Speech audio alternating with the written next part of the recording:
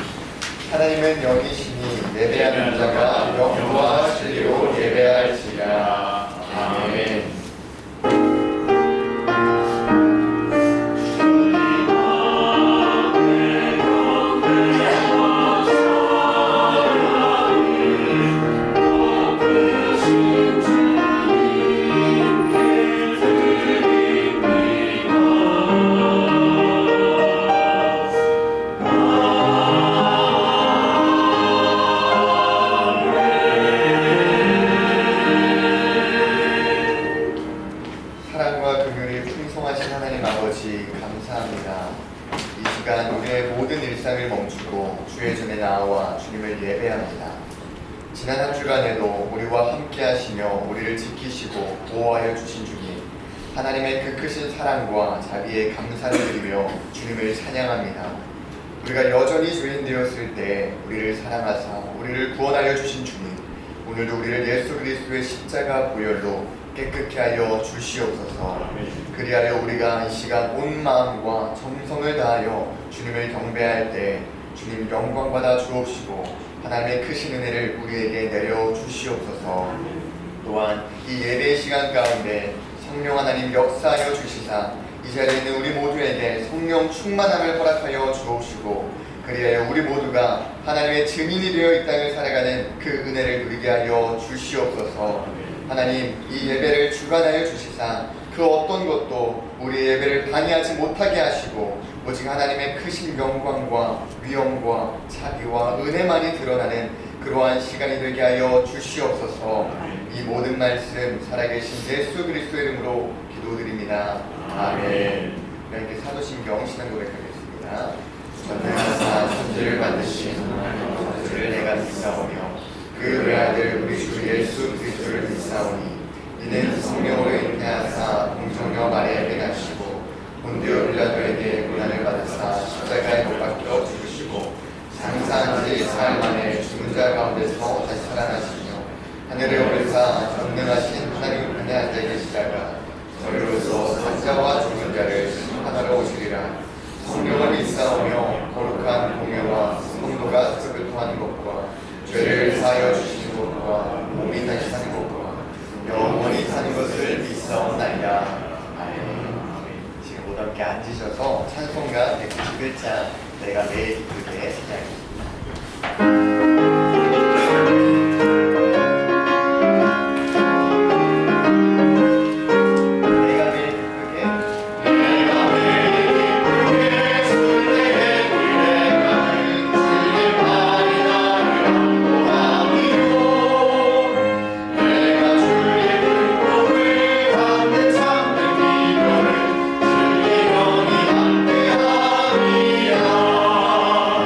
성령이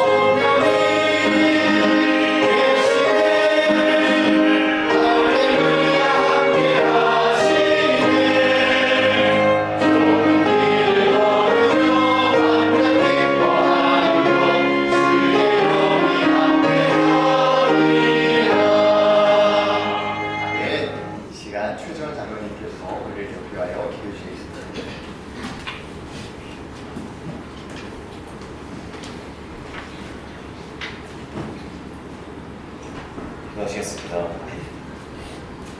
세상 만물과 생사 화복을 주관하시는 전능하신 하나님 아버지, 추악하기 그지없는 저희들을 예수 그리스도의 십자가의 은혜로 의롭다 하여 주시고 이 거룩한 주일 오전 주님의 전으로 불러주시사 영광과 찬양 드리게 하시니 감사드립니다. 항상 기뻐하며 기도를 쉬지 않고 모든 일에 감사하며 살아야 함에도 온전히 말씀 지키지 못하고 또 세상 염려와 더러운 죄에 빠져 허우적대던 저희의 모습 고백하오니 불쌍히 여겨 주시옵소서. 이 시간 상한 심령으로 주님 앞에 나와 회개하오니 주님의 보혈로 깨끗이 씻겨주시고 오직 주님께서 주시는 거룩한 영으로 새롭게 하여 주시사 새 힘없는 은혜 주님께서 허락하여 주시옵소서. 2026년 올해부터 전교인 공통교제로 매일 말씀 묵상하는 가운데 있습니다. 영혼의 일용할 양식 공급하여 주시는 하나님 은혜에 감사드리며 매일 주님 주신 말씀 묵상하며 기도할 때에 우리의 삶 속에서 살아 숨쉬는 말씀으로 체험하게 하여 주시고 놀랍도록 부어주시는 은혜 경험하게 하여 주시옵소서. 단순히 형식적인 신앙생활이나 종교생활에 그치지 않게 하여 주시고 살아계신 하나님과의 인격적인 만남이 되게 하여 주시옵소서. 일주일에 하루 말씀 듣고 주중에는 내 맘대로 사는 것이 아니라 주님께서 주신 말씀을 삶의 원리로 삼아서 매일매일을 주님이 기뻐하시는 삶으로 드리는 주님이 기뻐하시는 삶으로 드리는 예배가 되게 하여 주시옵소서. 또한 우리가 받은 주님의 무한한 사랑과 복음을 주변에 전할 수 있기를 원합니다. 올 한 해 예수님의 십자가 복음을 전한 한 영혼을 작정하게 하여 주시고 당당하게 복음을 전할 수 있도록 성령님께서 능력 내려주시옵소서. 사랑하는 가족 그리고 이웃에게 예수 그리스도의 복음을 전할 때에 필요한 말을 성령께서 친히 깨닫게 하여 주시고 함께 은혜의 자리로 나아올 수 있도록 인도하여 주시옵소서. 그리하여 나중에 하늘나라 입성하는 날 함께 하나님을 찬양하며 구원받은 성도된 기쁨 함께 누릴 수 있게 하여 주시옵소서. 나라와 민족을 위해 기도합니다. 국내외 안팎으로 혼란한 중에 있습니다. 주님께서 이 나라를 지켜 보호하여 주시사 저 북한 땅을 비롯한 한반도의 모든 위선자들이 하나님을 두려워하게 하여 주시옵소서. 이 나라에 진정한 회개와 부흥이 있게 하여 주시고 한반도의 모든 성도들이 주님을 더욱 찬양하고 부르짖어 기도하게 하여 주시옵소서. 말씀 선포하시는 목사님을 위해 기도합니다. 항상 영육간에 강건케 하여 주시고 오늘 말씀 전하실 때 하나도 땅에 떨어지지 아니하고 듣는 성도님들의 마음밭에 심겨져서 30배, 60배, 100배의 결실을 맺게 하여 주시옵소서. 성가대 찬양 주님께 올려드릴 때에 주님께서 기쁘게 받아주시고 준비한 손길과 입술 위에 큰 축복 내려주시옵소서. 예배의 시종을 주님께 부탁드립니다. 우리를 구원하신 예수님의 이름으로 기도합니다. 아멘.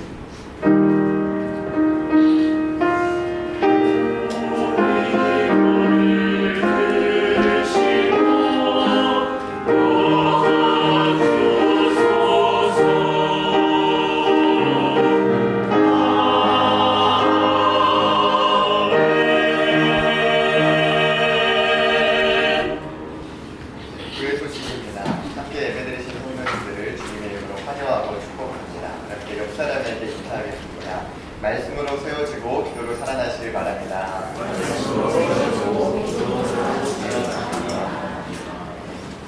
전교인 성경 말씀이 계속해서 진행되고 있습니다. 날마다 쏟는 샘물 2월호로 매일 개인 경건의 시간 말씀 묵상하시면서 하나님을 날마다 인격적으로 만나시는 여러분들 되시길 축복합니다.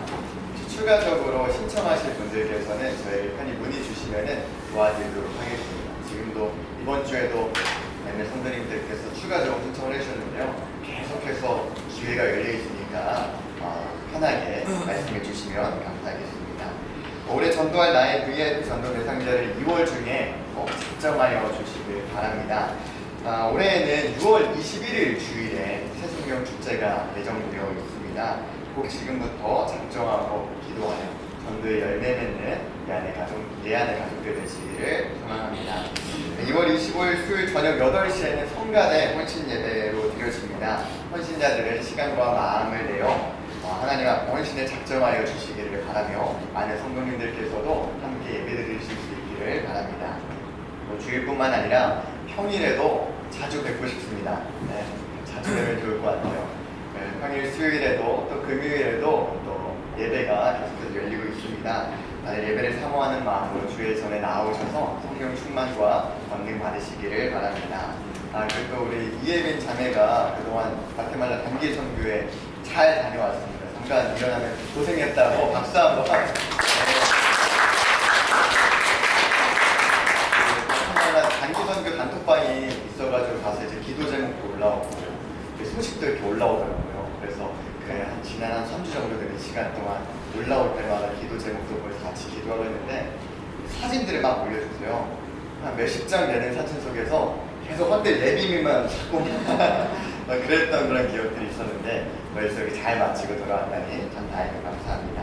그리고 오늘 이제 마지막으로 공지 드릴 것은 오늘 맛있는 점심 식사를 여전도에서 준비해 주셨다고 합니다. 다들 돌아가실 때 그냥 가지 마시고 예배 끝나고 식사하시고 또 교제, 성도의 교제를 꼭 나누고 돌아가실 수 있기를 축복드립니다. 은혜의 시간 하나님께서 우리에게 오늘 허락하시는 말씀을 공독하여 읽도록 하겠습니다. 오늘 함께 읽을 말씀은 사도행전 1장 8절부터 15절 말씀입니다. 사도행전 1장 8절부터 15절 말씀 교독하여 읽도록 하겠습니다. 제가 먼저 읽겠습니다. 오직 성령이 너희에게 임하시며 너희가 권능을 받고 예루살렘과 온 유대와 사마리아와 땅끝까지 이르러 내 증인이 되리라 하시니라. 이 말씀을 마치고 그들이 문에 올려져 하시니 구름이 흘러내려 보이지 않았냐. 올라가실 때 제자들이 자세히 하늘을 쳐다보고 있는데 흰옷 입은 두 사람이 그들 옆에 서서 이르되 갈릴리 사람들아 어찌하여 서서 하늘을 쳐다보냐. 너희가 거기서 하늘로 올려주시니 예수는 하늘로 가심을 본 그대로 오시리라 하나님이라. 제자들이 감람원이라는 산으로부터 예루살렘에 돌아오니 이 산은 예루살렘에서 가까워 안식일에 가기 알맞은 길이라. 그러나 그들이 요한을 가까우로 올라가니 베드로 요한이라고 안드레와 빌리 도마와 바돌로메 마테와 및 알페오의 아들이라고 세르시 시몬 야고보의 아들 유다가 다 거기 있어. 여자들과 예수의 어머니 마리아와 예수의 아우들과 더불어 마음을 같이하여 오로지 기도에 힘쓰더라. 노인 그 예수가 약 120년이나 되더라.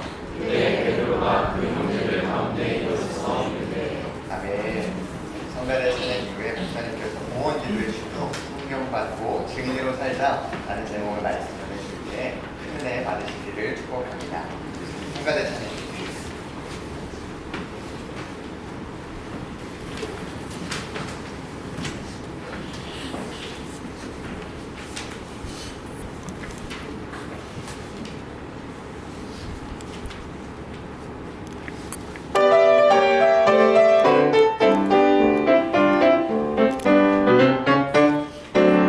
주님의 마음을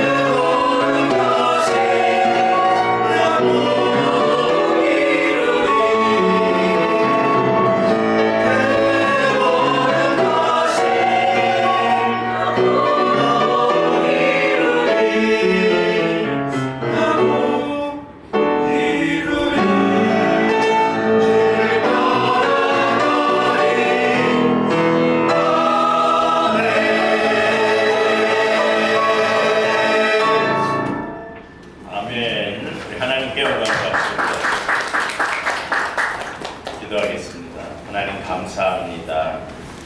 오늘도 하나님께 예배드리며 온 마음, 정성 하나님 앞에 예물 올려드리오니 기쁘게 받아주시고 오늘도 하늘의 복과 이 땅에서 살아가는 데 필요한 모든 것들을 하나님께서 부어주시고 채워주시고 공급하여 주옵소서.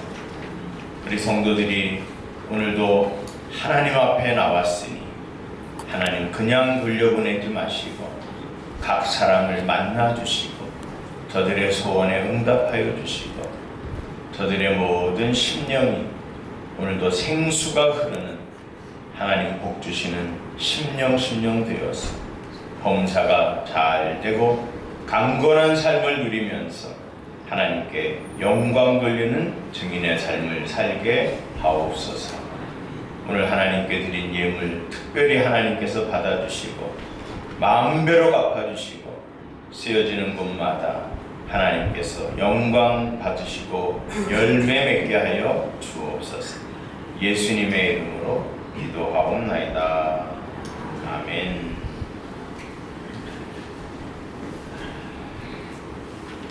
여러분,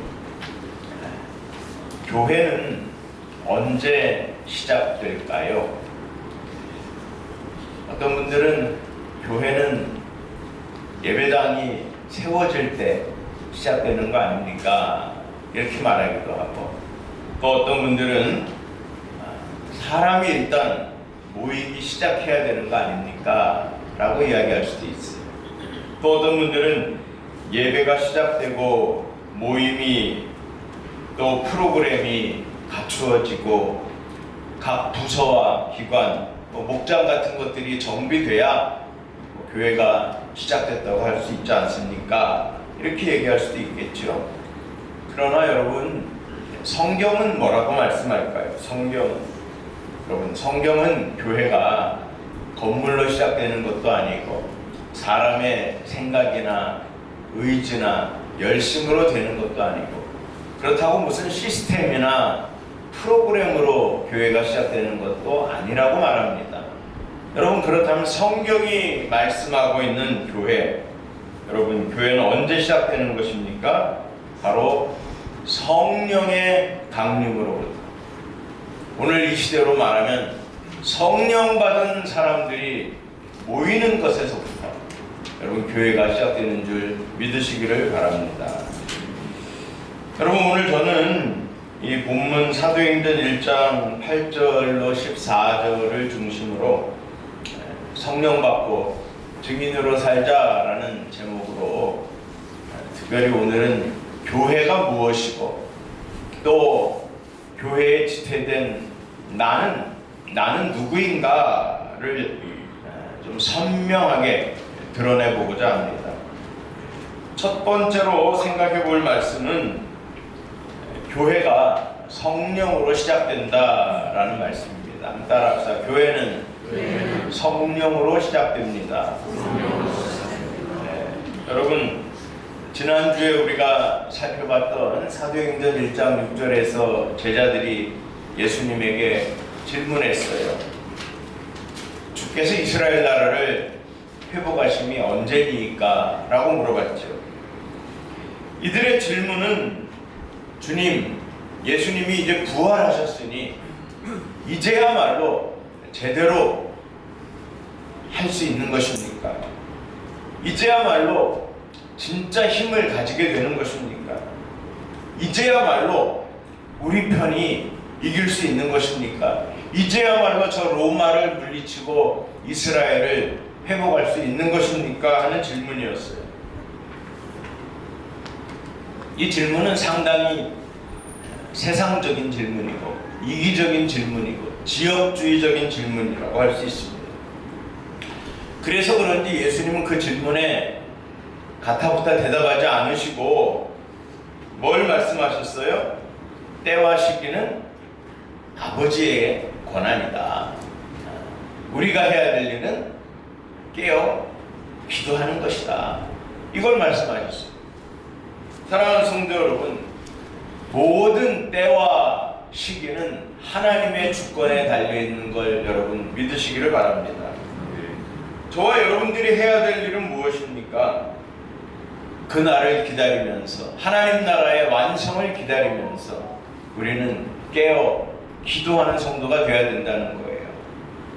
그리고 예수님이 하신 말씀이 바로 오늘 본문 8절이에요. 우리 8절 한번 다시 읽습니다. 8절 시작.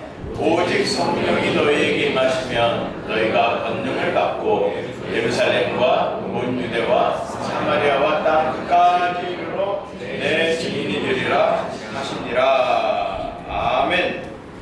여기서 우리는 아주 중요한 것을 볼 수 있어야 됩니다. 그것이 뭘까요?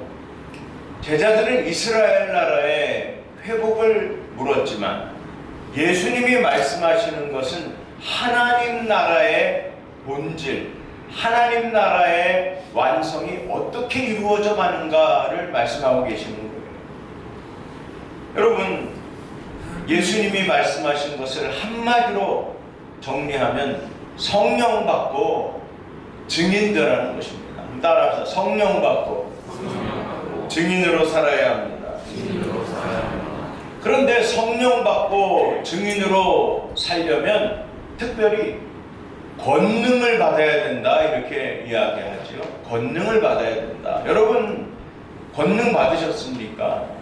여기서 말하는 권능이 무슨 의미일까요? 보통 사람들은 권능이라고 하면 뭔가 신비한 것을 생각합니다.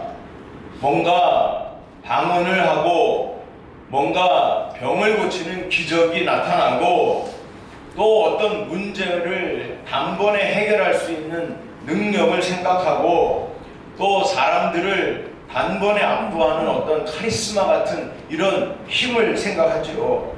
그러나 여러분 성경이 말하는 이 권능 우리는 다르게 이해해야 됩니다. 존 칼빈이 이렇게 말했어요. 여기서 말하는 성령의 권능은 세상을 지배하는 힘이 아니라 십자가를 증언할 수 있는 담대함의 능력이다. 이렇게 말했어요. 한번 따라합시다. 십자가를 전할 수 있는 담대함의 능력. 그러니까 다시 말해서 이 성령의 권능은 내가 커지고 내가 세지는 것이 아니에요. 오히려 나는 작아지고 내 안에 계신 예수 그리스도가 성령이 강하게 나타나고 강하게 드러나는 능력이라는 거예요. 예를 들면 촛불을 생각해 보세요. 캄캄한 밤에 초 한 자루를 켭니다. 거기에 불을 붙였어요. 여러분 환해지겠죠. 그런데 어떤 일이 벌어집니까? 상대적으로 이 초에도 몸과 심지가 다 들어가면서 불이 밝혀지는 거예요. 예수님께서는 마태복음 5장 14절 15절에서 성령 받은 성도의 삶, 하나님 나라의 백성의 삶을 이렇게 말했어요. 한번 같이 읽어봅시다. 시작. 너희는 세상의 빛이라. 산 위에 있는 동네가 숨겨지지 못할 것이요 사람이 등불을 켜서 말 아래에 두지 아니하고 등경 위에 두나니 이러므로 집안 모든 사람에게 비치느니라. 아멘. 여러분 14절에 보니까 너희는 세상의 빛이라고 말해요. 여러분 우리 그리스도인들이 이 세상을 환하게 밝히는 빛인 걸 여러분 믿으시기를 바랍니다. 그런데 이 빛은 숨겨지는 빛이 아니라 15절에 보니까 뭐라 그랬어요? 이 등불을 여러분 어디 감춰놓는 게 아니라는 거예요. 드러나게 등경 위에 둔다는 겁니다. 그럴 때에 모든 집안을 잘 비추는 것처럼 이렇게 우리 성도들의 삶은 어떻게 해야 되느냐? 바로 이 등불에 빛을 내기 위해서 심지가 타들어가듯이 그 심지가 우리 자신이 되어야 되고 그 심지를 잘 타오를 수 있도록 하는 그 기름, 이 기름이 바로 성령의 권능이라고 말씀할 수 있는 거예요. 저는 우리 예안의 모든 성도님들이 신앙생활 하면서 내가 살고 내가 편하고 내가 높아지려고 하는 것이 아니라 나는 좀 작아지고 나는 좀 낮아지고 나는 좀 겸손해지면서 우리 안에 계신 성령께서 예수 그리스도께서 커지시고 높아지시고 강하게 역사하실 수 있도록 성령님께 내 자신의 의지를 내어드리고 내 생각을 내어드리고 내 마음을 내어드리는, 그래서 성령이 나를 통해서 환하게 역사하실 수 있도록 하는 저와 여러분 되기를 주님의 이름으로 축원합니다. 사랑하는 성도 여러분, 오늘 본문 8절에 보니까 성령이 권능이 임하게 되면, 그 권능을 받게 되면 뭐가 된다 그랬습니까? 증인이 된다고 말씀하고 있습니다. 여러분, 여기에서 말하는 증인은 무엇을 말하는 겁니까? 여러분, 예수님께서 너희가 나를 증거하는 일들을 많이 하고 다녀야 된다라고 말씀하는 것이 아니라 너희가 먼저 증인이 되어야 한다라고 말하고 있어요. 증인이 되어야 한다. 어떤 행동을 주님께서 먼저 요구하는 것이 아니라 먼저 우리가 어떤 사람이 되어야 하느냐를 말씀하고 있다는 거예요. 사랑하는 성도 여러분, 그렇다면 누가 증인이 될 수 있고, 증인이란 도대체 뭐 하는 사람을 말하는 걸까요? 참고로 누가복음 24장 46절에서 48절 말씀을 우리 한번 같이 읽어보겠습니다. 시작. 제3일에 죽은 자 가운데서 살아날 것과 또 그의 이름으로 죄사함을 받게 하는 회개가 예루살렘에서 시작하여 모든 족속에게 전파될 것이 기록되었으니 너희는 이 모든 일의 증인이라. 아멘. 자, 여러분, 46절에 보니까 뭐라고 말씀합니까? 예수 그리스도께서 고난 받으신 것, 예수님이 저와 여러분들을 위해서 고난 받으신 것, 그리고 그 고난 받으시고 예수님이 십자가에서 죽으셨는데 죽으신 후에 다시 3일 만에 죽은 자 가운데서 살아나신 것, 예수 그리스도의 고난과 십자가, 예수님의 부활, 그리고 47절에 보니까 예수의 이름으로 회개하면, 예수님의 이름으로 회개하면 죄사함을 받게 되는데, 그 죄사함을 받게 하는 회개가 이제 모든 족속으로 땅끝까지 전파될 것인데, 바로 48절에 이것들을 경험한 사람이 뭐가 될 수 있다고요? 증인이 될 수 있다는 거예요. 그러니까 요약하면 이런 얘기예요. 예수님이 나를 위해서 십자가에서 고난받으시고 죽으셨구나. 그 예수님이 나를 위해서 다시 부활하셨구나. 그 예수님의 이름으로 세례받고 회개하면 죄사함의 은혜를 받는 것이구나. 이것을 땅끝까지 모든 족속에게 전하는 사람이 증인이라고 말씀하고 있어요. 또 하나, 요한일서 1장 1절부터 2절 말씀을 한번 같이 읽습니다. 시작. 태초부터 있는 생명의 말씀에 관하여는 우리가 들은가요? 이 생명이 나타나신 바 된지라. 이 영원한 생명을 우리가 보았고 증언하여 너희에게 전하노니 이는 아버지와 함께 계시다가 우리에게 나타나신 바 된 이시니라. 아멘. 자, 여러분, 요한일서 1장 1절에 뭐라고 말씀해요?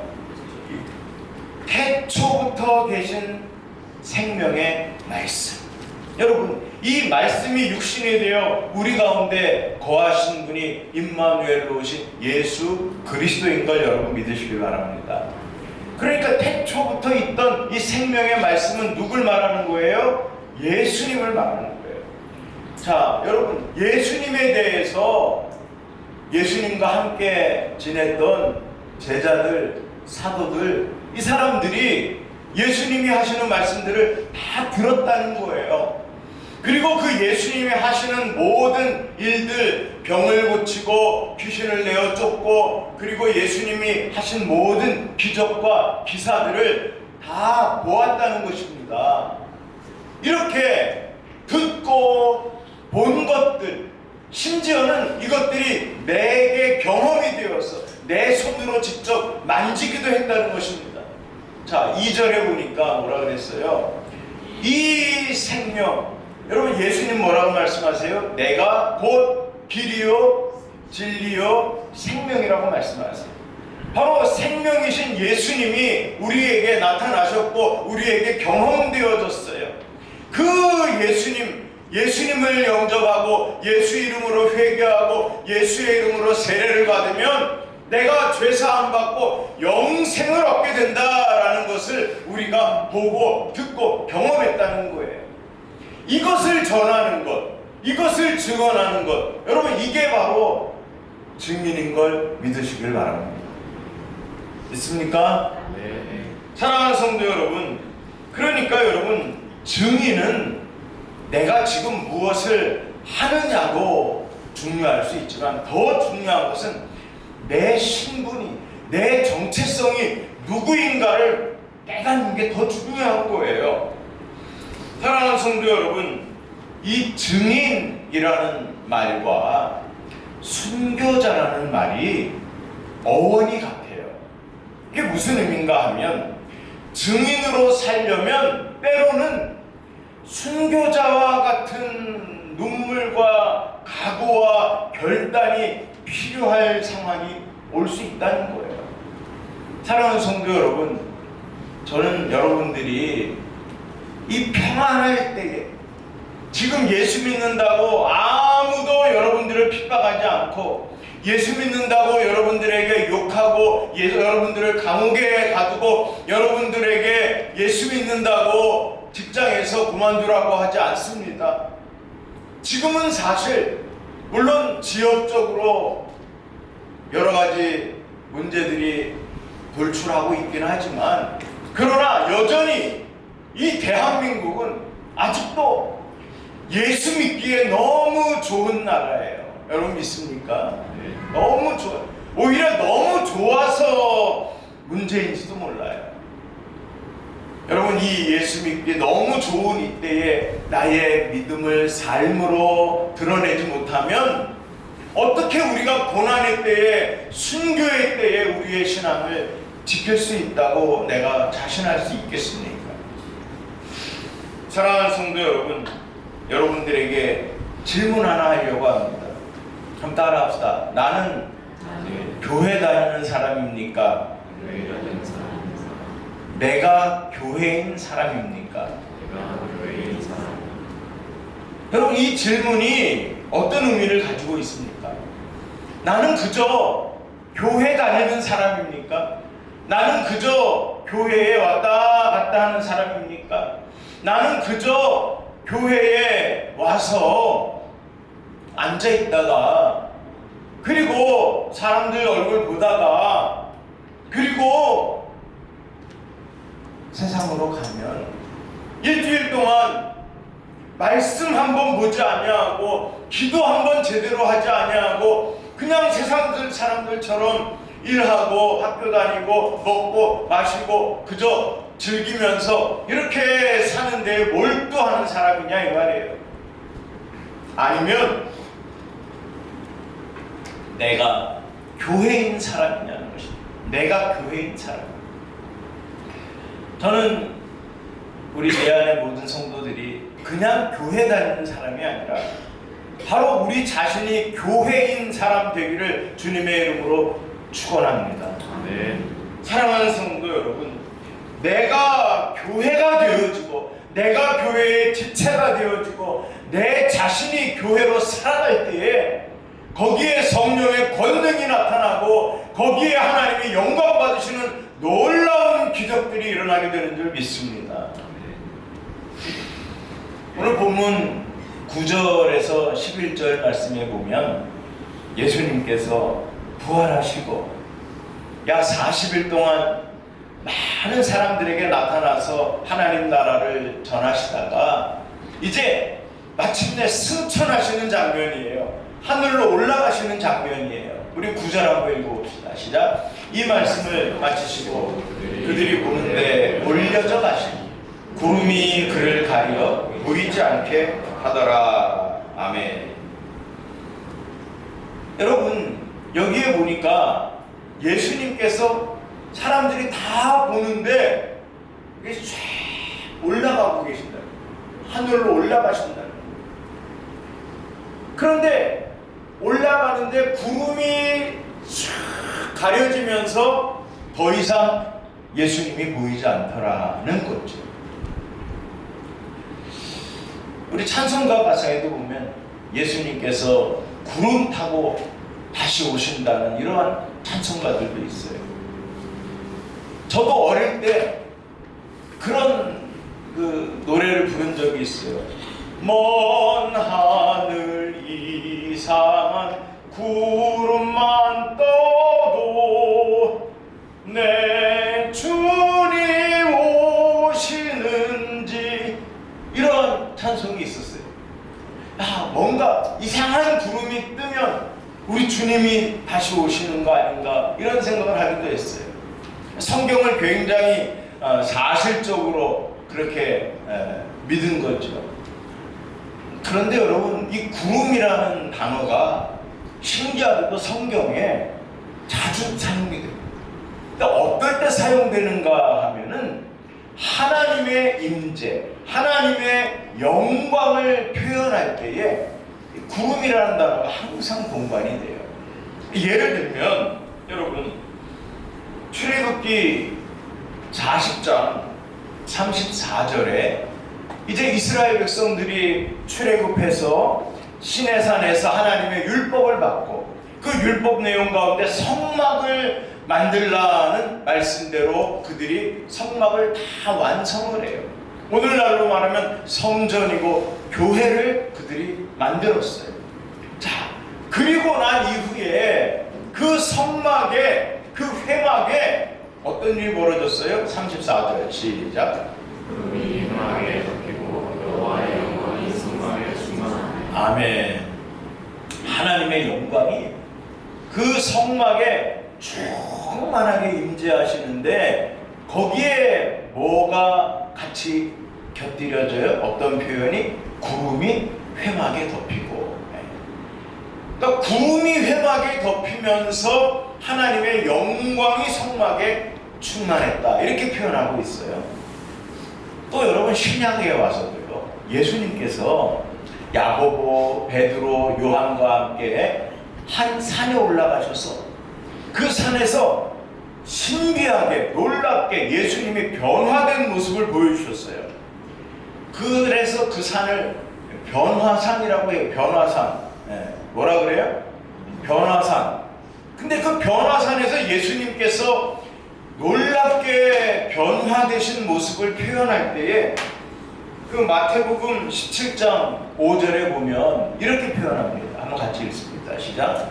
말할 때에 호련히 빛난 구름이 그들을 덮으며 구름 속에서 소리가 나서 이르되 이는 내 사랑하는 아들이요 내 기뻐하는 자니 너희는 그의 말을 들으라 하시는지라. 아멘. 자, 여러분, 예수님께서 호련히 변화되시는 이 변화산에서 하나님 아버지께서 말씀하시는 장면이에요. 그런데 거기에 뭐가 또 등장을 하고 있어요?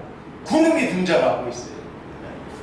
빛난 구름이 그들을 덮으면서 구름 속에서 하나님이 말씀하셨다는 거예요.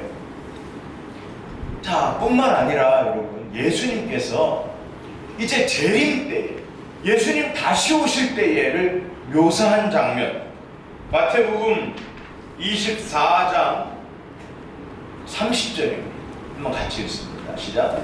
그때에 인자의 징조가 하늘에서 보이겠고 그때에 땅의 모든 족속들이 통곡하며 그들의 인자가 구름을 타고 능력과 큰 권능으로 오는 것을 보리라. 아멘. 여러분, 예수님이 하시는 말씀 중에 이제 마지막 때예요. 우리 주님 다시 오시는 그때예요. 근데 그때에 어떤 일이 있어요?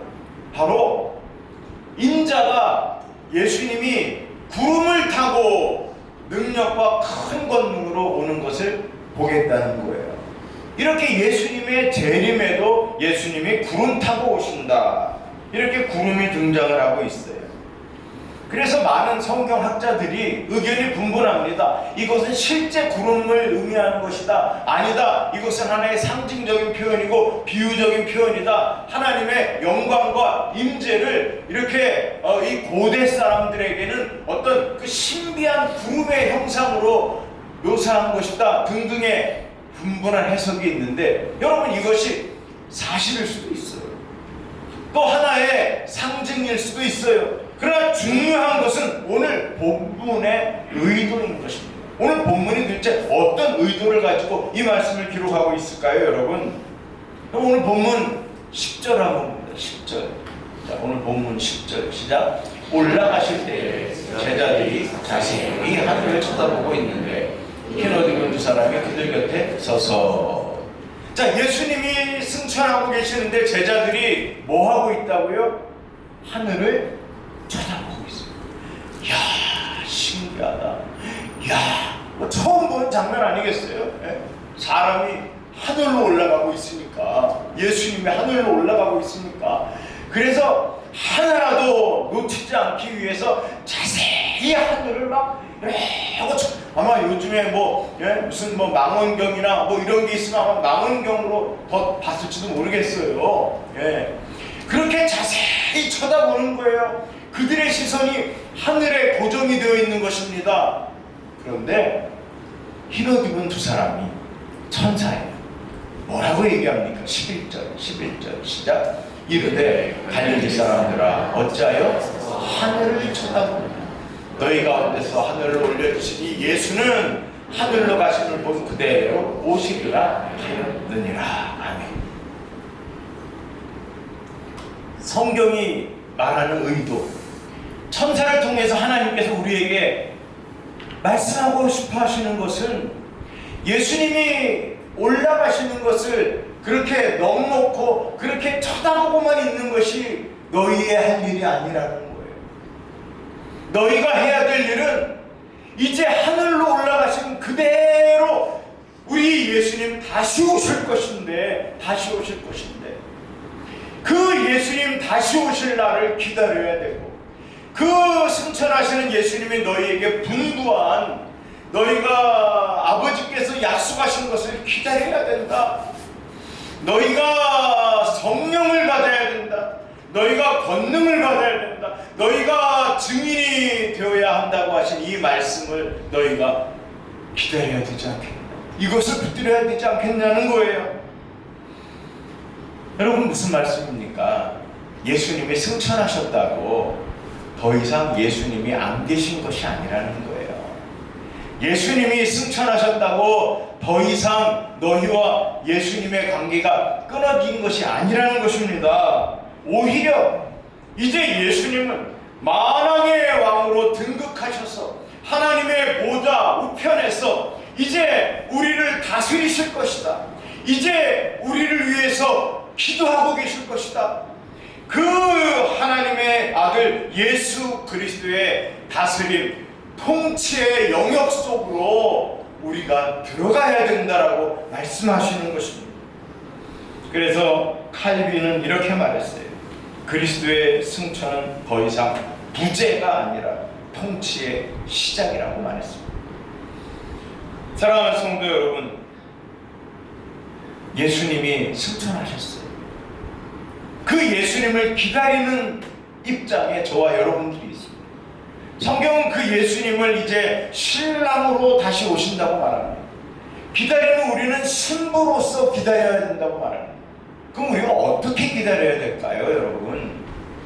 그냥 집에 틀어박혀서 그냥 주무시고 배고프면 식사하시고 가끔씩 산책도 하시고 또 뭐 사람도 한 번씩 만나시고 그렇게 지내면 되는 것입니까, 여러분? 아니면 어차피 나는 교회 다니는 사람이고 나는 어차피 천국 갈 거니까 뭐 그냥 일주일에 한 번 교회 가면 되고 이렇게 적당히 신앙생활 하면서 기다리면 되는 것입니까? 여러분, 진짜로 결혼을 앞둔 신랑 신부라고 생각을 해보세요. 진짜 결혼을 앞둔 신부가 뭐 하면서 기다리겠어요? 그 결혼식에 정말 이쁜 모습으로 내가 드레스를 입고 그 사람들을 맞이해야 되고 신랑 앞에 서야 되기 때문에 뭐 피부도 좀 가꾸고 뭐 좀 다이어트도 하고 혼수도 장만을 하고 신랑과 함께 살집도 다니면서 여러분 뭐 그러면서 준비하는 거 아닙니까? 사랑하는 성도 여러분, 우리 주님이 오시는 날을 성경은 마태복음 25장 34절에서 이렇게 말해요. 한번 같이 읽습니다. 시작. 그때에 임금이 그 오른편에 있는 자들에게 이르시되 내 아버지의 복받을 자들이여 나와 창세로부터 너희를 위하여 예비된 나라를 상속받으라. 자, 이 그때, 아까 말씀한 그때 똑같아요. 우리 예수님 오시는 그때를 말해요. 자, 그때에 여러분 하나님을 말해요. 임금, 그 하나님께서, 임금 대신 하나님께서 오른편에 있는 자들에게, 양들이에요. 염소가 양들에게 뭐라고 말씀해요? 복받은 자들이요. 복받은 자들이요.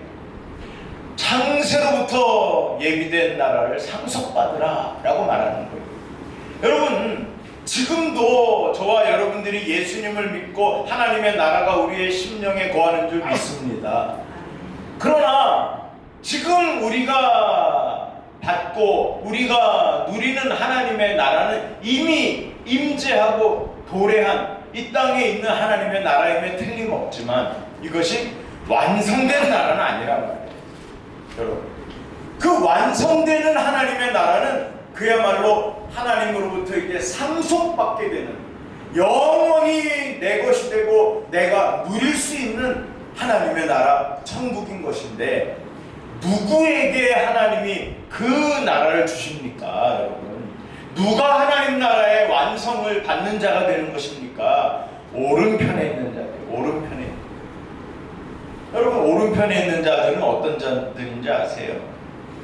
지극히 작은 것에 충성한 사람들, 지극히 작은 자를 섬긴 사람들이, 생생나고 뭔가 크고 돋보이는 것을 하려고 하는 것이 아니라 적은 것이지만, 드러나지 않는 것이지만, 정말 교회에서 걸레 하나 들고 바닥을 닦고 식사를 준비하고, 이거 누가 알아주지 않을 수 있어요.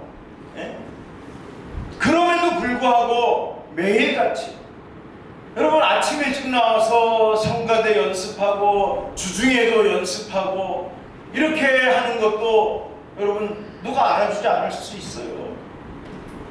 그러나 여러분, 우리 예안교회 모든 성도들이 하나님을 소망하면서 예수 그리스도의 이름으로 내가 어떻게 하면 교회 다니는 사람이 아니라 내가 교회로 살아가는 사람일까를 생각하면서 그렇게 나의 시간과 나의 공간을 하나님으로 채우면서 말씀을 묵상하고 기도하면서 내가 하는 모든 일들이 하나님께 영광이 되는 삶이라고 생각을 하면서 매일매일 하나님과 동행하며 살아가는 사람, 교회를 섬기고 성도들을 섬기고 전도 대상자들을 위해서 기도하며 전도하고 하나님이 맡겨주신 직분과 사명을 감당하며 살아가는 이러한 사람들이 바로 하나님의 나라를 상속받을 복받은 자인 줄 믿으시기를 바랍니다.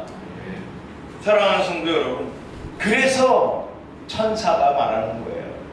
어찌하여 하늘만 쳐다보고 있느냐? 어찌하여 하늘만 쳐다보고 있느냐? 여러분, 우리도 마찬가지예요. 하늘만 쳐다보고 있는 것이 아니라 우리가 이 땅에서 해야 될 일들을 하면서 그 날과 그때를 기다려야 된다는 거예요. 그럼 어떻게 기다려야 되느냐? 오늘 본문에 보니까 12절부터 14절에 이렇게 기다렸어요. 자, 같이 읽습니다. 시작. 제자들이 예수님께서 예루살렘에서 가까워 안식일에 가기 알맞은 길이라 들어가 그들이 일하는 다락방으로 올라가니 베드로와 야고보 안드레와 빌립 도마와 바돌로메 마테와 알페오의 아들 야고보 셀로딘 시몬 야고보의 아들 유다가 다 거기 있어 여자들과 예수의 어머니 마리아와 예수의 아버지가 더불어 마음을 같이 하여 오로지 기도에 힘쓰더라. 아멘. 자, 여러분, 이 마가 요한의 다락방, 예루살렘을 떠나지 말라 하신 말씀대로 예루살렘에서 가까운 곳에 모여서 예루살렘에 있는 이 마가 요한의 다락방에 모여서 누가 모였어요, 여러분? 제자들과 사도들과 또 예수의 형제들과 예수의 어머니 마리아와 또 여러 사람들 120명이 모였어요. 120명이. 여러분, 예수의 형제들은 사실 예수님을 믿지 않았었어요. 예수님이 십자가에서 죽으시고 부활하시기 전에는 오히려 예수님을 불신했던 자들이 예수의 형제들이에요. 요한복음 7장 5절 한번 같이 봅시다. 시작. 이는 그 형제들까지도 예수를 믿지 아니함이로라. 여러분, 예수의 형제들도 예수님을 믿지 않았었어요. 그런데 이들이 예수님을 영접하고 예수님을 믿을 수 있는 계기가 무엇이었던 거예요? 바로 예수님의 십자가의 죽으심과 부활이었던 거예요. 이 십자가의 죽으심과 부활을 경험한 이 예수의 형제들도 예수님의 말씀대로 기다리기 시작했어요. 여러분, 많은 사람들이 120명이 모였어요. 마음을 함께 했어요. 그들이 오로지 전혀 기도에 힘쓰면서 기다렸던 거예요. 그랬더니 여러분, 오순절날 약속하신 성령이 강림하신 거예요. 할렐루야. 여러분, 오늘날도 여러분, 우리가 기다리며 살아갑니다. 우리는 주님의 재림을 기다리며 삽니다. 우리가 하나님 아버지 앞에 서게 되는 그날을 기다리며 살고 있습니다. 여러분, 우리는 우리 교회의 부흥을 기다리며 살고 있습니다.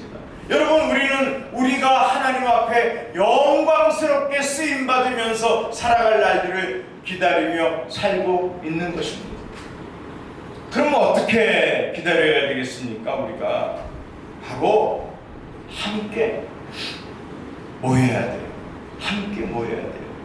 여러분, 교회 나오실 때 혼자만 나오시지 말고 함께 나오세요. 가족들과 함께 나오고 친구들과 함께 나오고 전도대상자들과 함께 나오고 목장 식구들과 함께 나오고. 여러분, 이번 주에 특히 날씨가 춥잖아요. 오늘 뭐 영하 13도, 뭐 체감 온도는 뭐 영하 20도니 뭐 이렇게 막 이야기들을 합니다. 저는 그래서 오늘 몇 사람 안 올 줄 알았어요. 추워가지고. 근데 오늘 보니까 우리 성가대 다 나온 것 같아요. 우리 성가대원들. 할렐루야. 네. 추위가 이 거센 이 추운 바람이 저와 여러분들의 이 믿음의 길을 막지 못한 줄 믿습니다. 네. 여러분, 무엇이 우리로 하여금 이 추운 주일 아침에 여러분 하나님 앞으로 나오게 한 것입니까? 여러분, 그것이 바로 내가 그냥 교회 다니는 사람이 아니라 내가 교회에 있기에, 내가 없으면 안 되기에, 여러분, 그래서 하나님 앞에 나와서 하나님께 예배드리면 하나님이 나를 만나주시고 오늘도 성령의 권능으로 덧입혀 주실 것을 믿기에 오늘 저와 여러분들이 이 자리에 나온 줄 믿습니다. 사랑하는 성도 여러분, 우리는 그렇다면 어디에서 증인으로 살아야 합니까? 오늘 본문 8절에 보니까 뭐라고 말씀했어요? 성령이 너희에게 임하시면 너희가 권능을 받고 예루살렘, 온 사마리아 땅까지 이르러 내 증인이 되리라 하시니라. 여러분, 나의 예루살렘, 나의 유대, 나의 사마리아, 나의 땅 끝이 우리에게도 다 있어야 된다는 거예요. 이걸 그냥 지도에서 찾아서 예루살렘과 요 유대 땅과 요 사마리아, 예루살렘까지 가려면 비행기 값이 얼마야, 이렇게 생각할 필요 없어요. 지도적인 지리적인 명령이 아니라 나의 삶에, 우리의 삶에 시간과 공간, 사건, 현장, 상황을 이야기하는 거예요. 여러분, 내 심령, 내 마음이 예루살렘일 수 있어요. 우리 교회가 유대일 수 있어요. 여러분의 가정과 여러분 전도 대상자들이 사마리아일 수 있어요. 우리가 위에서 기도하는 선교지와 선교사님들이 땅끝일 수 있어요. 있습니까? 사랑하는 성도 여러분, 오늘 우리는 나의 예루살렘에서, 나의 땅끝에서 우리는 하나님을 바라보고 예수의 이름을 전하며 살아가는 증인 되기를 주님의 이름으로 축원합니다. 결론적으로 말씀을 드리겠습니다. 사랑하는 성도 여러분, 증인의 삶을 산다고 하는 것이 무언가 완벽한 것을 하나님이 우리에게 요구하신다고 생각할 필요 없어요. 그저 예수 믿고 성령 받은 우리는 자연스럽게 하나님께서 주시는 권능을 우리가 사모하기만 하면 하나님이 부어주시고, 그래서 그 성령의 기름을 부음받은 능력 있는 성도가 되어서 예수 이름으로 내가 살아가는 것이 부끄럽지 않은 거예요. 예수의 이름을 드러내며 사는 것이 이제는 자랑스러운 것입니다. 여러분, 이번 한 주간, 올 한 해 동안에 한번 이거 결심했으면 좋겠어요. 한번 따라합시다. 예수의 이름으로 사는 것이 자랑스럽습니다. 예수 믿는다는 것을 드러내는 것이 부끄럽지 않습니다. 할렐루야. 우리 다 같이 일어나겠습니다.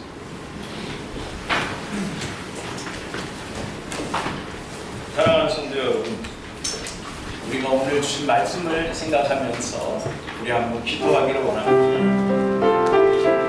우리 기도할 때에 이 찬송 한번 부르시고 나서 정말 하나님이 우리에게 주신 이 성령, 이 기쁜 소식, 이 놀라운 하나님의 은혜를 온 세상에 전하는 증인으로 살아가게 해달라고 우리가 한번 이 찬송 힘있게 1절, 2절, 3절 부르시고 1형 부르시고 하나님께 기도하도록 하겠습니다. 이 기쁜 소식을 온 세상 전하세. 그 환난 고통을 당한 자에게 주 믿는 성도들 다 전할 소식은 성령이 오셨네. 2절 만왕의 왕께서